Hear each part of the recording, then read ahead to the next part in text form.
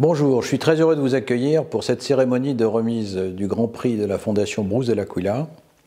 Dans la lignée des lauréats que nous avons eus pour ce Grand Prix, il y a eu des hommes de lettres, des ambassadeurs, des explorateurs, des chirurgiens, des médecins, mais vous êtes aujourd'hui notre premier ingénieur, notre premier industriel, notre premier entrepreneur.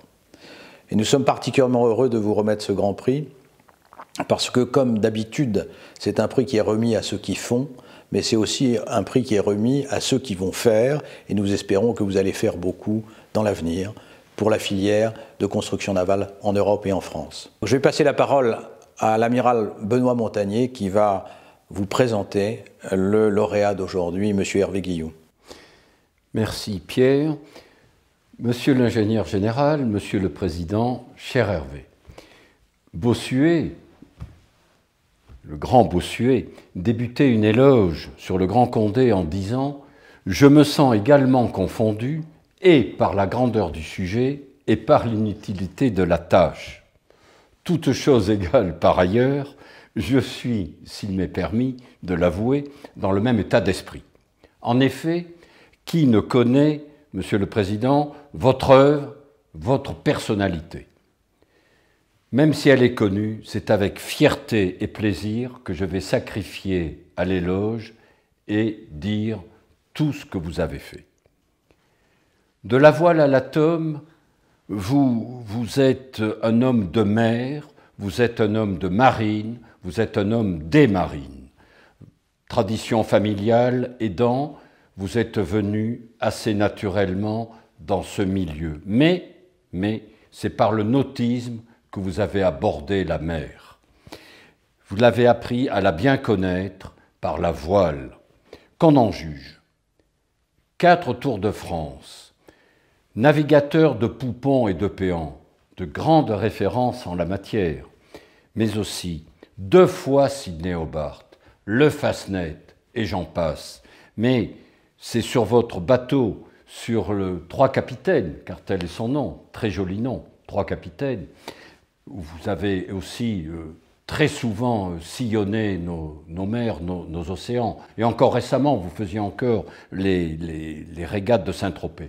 Cette passion de la mer vous a conduit assez naturellement ensuite à être ingénieur dans le naval. D'abord pour la patrie et les sciences, et puis ensuite pour la gloire qui est venue couronner le tout.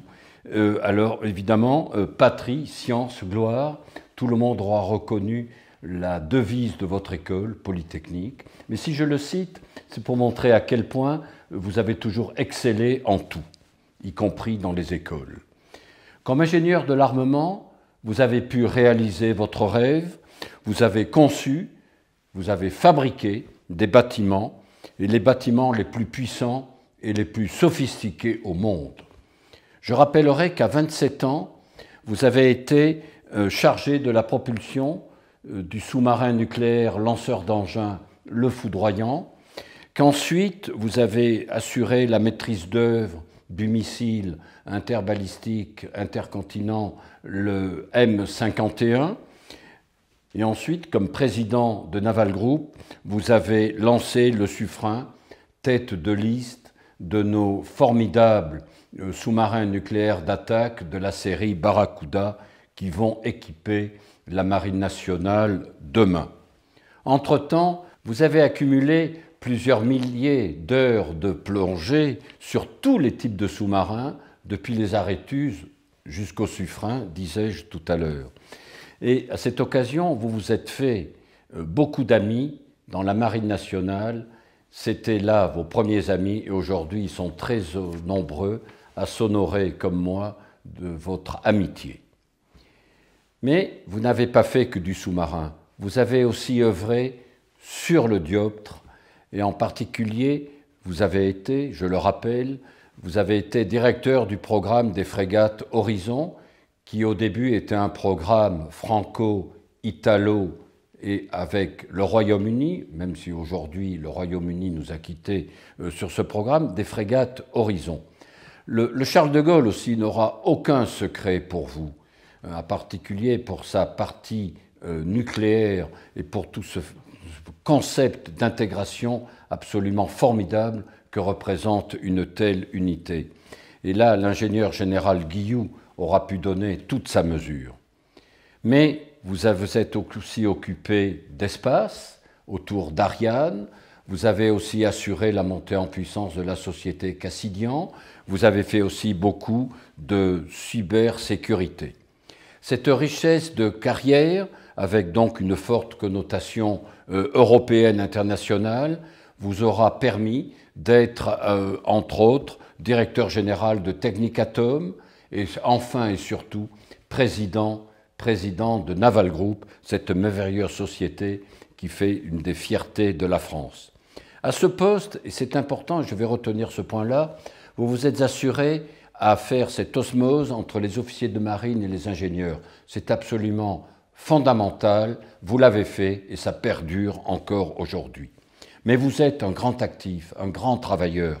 Et nous vous retrouvons aujourd'hui comme président du GICAN, comme vice-président du Conseil général de l'armement, et enfin, vous êtes membre de l'Académie de marine, profitant de cette académie pour faire passer tous vos messages et apportant énormément à la France à cette occasion.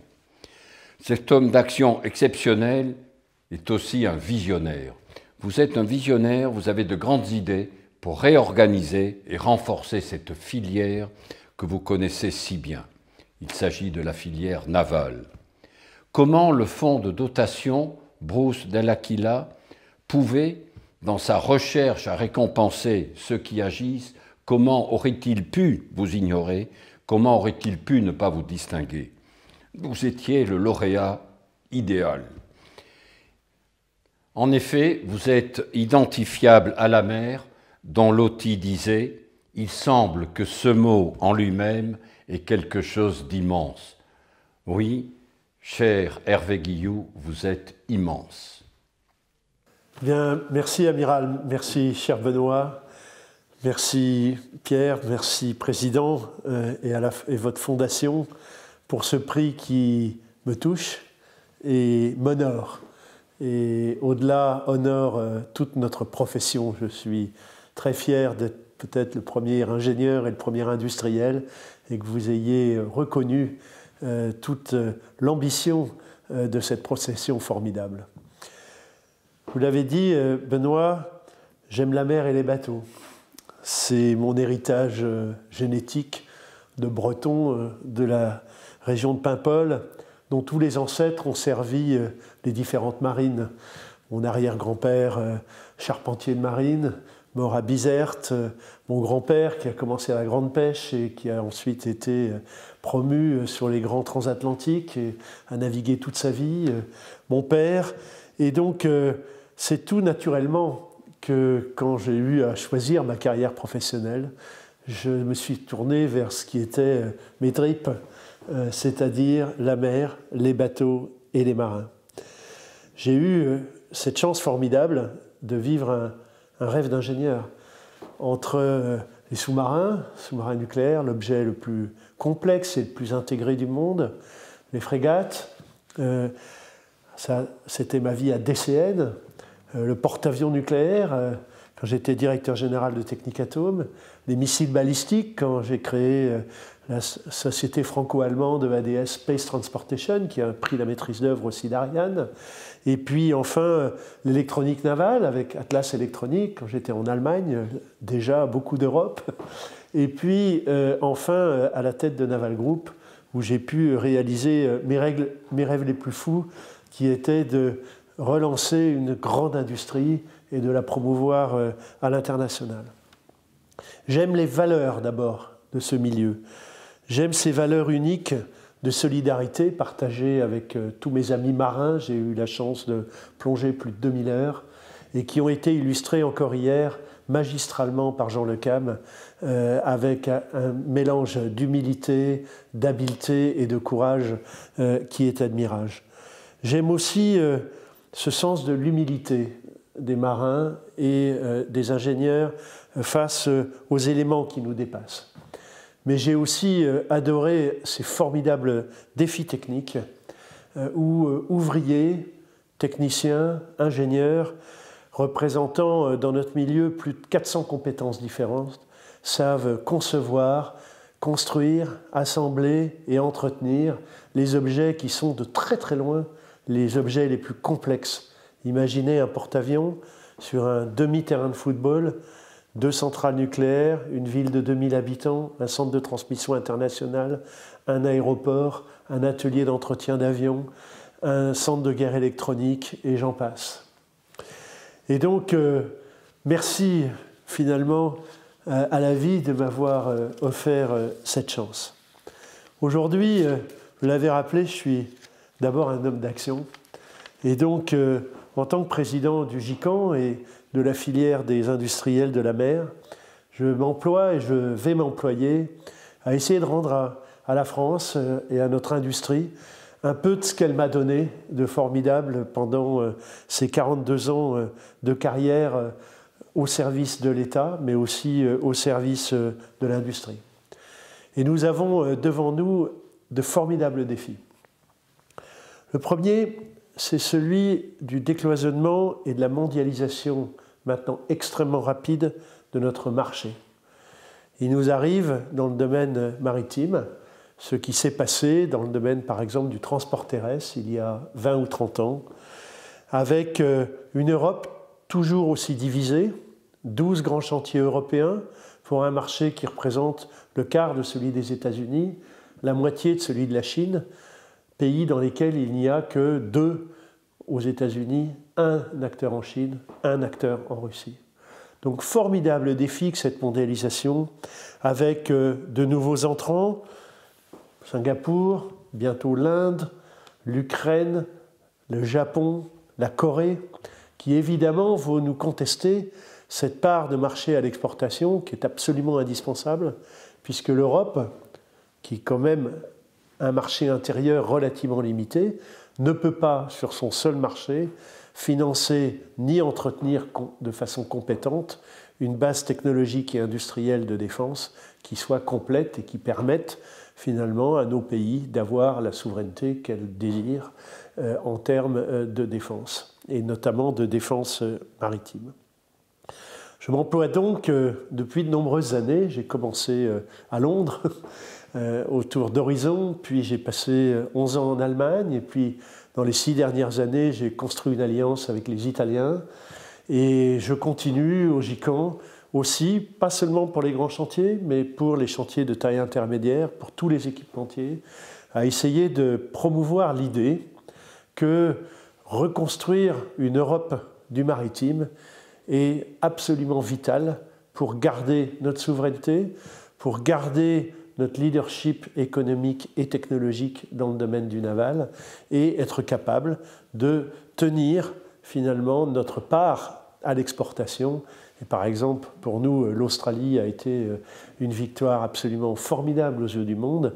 Nous devons tenir cette place à l'exportation dans le monde entier, sur les 5 continents. Nous sommes en Inde, nous sommes en Malaisie, nous sommes au Brésil, nous sommes dans les pays du Golfe, nous sommes en Australie, nous sommes à Singapour. Et je crois que nous devons à nos successeurs de tenir cette place et de nous réorganiser pour tenir cette place.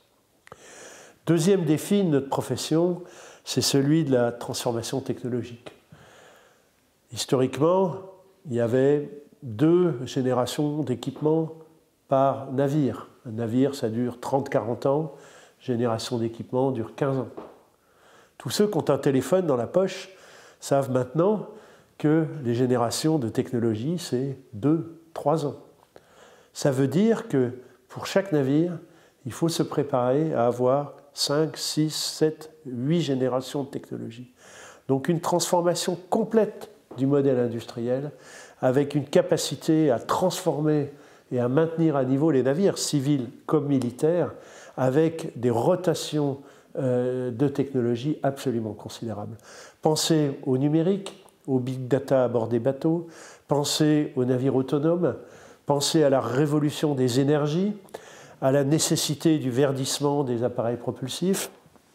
Et les défis sont absolument considérables, et c'est ce que nous promouvons aujourd'hui dans le cadre du plan de relance de la filière des industries de la mer, qui est, à mon avis, le meilleur instrument pour redonner à la France son outil industriel et la souveraineté qu'elle doit avoir sur ces nouvelles offres et ces nouvelles technologies, et puis préserver finalement notre place dans le monde en ancrant sur notre territoire toutes ces nouvelles compétences et toutes ces nouvelles technologies. Mon troisième défi que je prends personnellement à cœur, c'est celui de la jeunesse et de la croissance. C'est redonner aux jeunes femmes et aux jeunes hommes des nouvelles générations l'envie de venir rejoindre notre industrie, de venir dans nos métiers qui ont souffert, comme vous le savez, pendant quasiment 30 ans de restructuration incessante et qui sont maintenant, heureusement, dans une croissance formidable. Nous avons fait 9% de croissance l'année dernière. Et donc, cette capacité à recruter, à attirer les jeunes, en particulier dans des métiers en tension, qui sont des formidables métiers technologiques, est absolument essentielle pour l'avenir de notre industrie. Donc, avec le campus des industries de la mer, nous essayons de remplir 3 objectifs. Le premier, c'est de reprendre contact avec les jeunes, leur montrer la formidable diversité, la largeur de champ des compétences, la profondeur de champ des projets. Quand on lance le sous-marin nucléaire de nouvelle génération, on en prend pour 30 ans, pour 40 ans. Donc, quel défi formidable pour les jeunes. Deuxièmement, être capable d'adapter les formations à ces révolutions technologiques permanentes. Il est clair qu'aujourd'hui, eh bien, on ne parle plus de mécanique, mais de mécatronique. On ne parle plus d'électronique, mais d'électronique avec les logiciels. On ne parle plus juste de soudage de tôle, on parle de matériaux intelligents. Donc, quelle formidable attraction pour les jeunes. Et puis, pourquoi se priver de la moitié de l'humanité? Ces jeunes femmes qui oublient de se projeter dans l'industrie, il faut arriver à leur donner cette envie de venir nous rejoindre. Elles ont des capacités absolument formidables et c'est comme ça qu'on arrivera à recréer en France un vrai socle industriel et de la valeur ajoutée qui soit localisée dans nos territoires. Alors voilà les 3 défis que je me suis donnés pour l'avenir.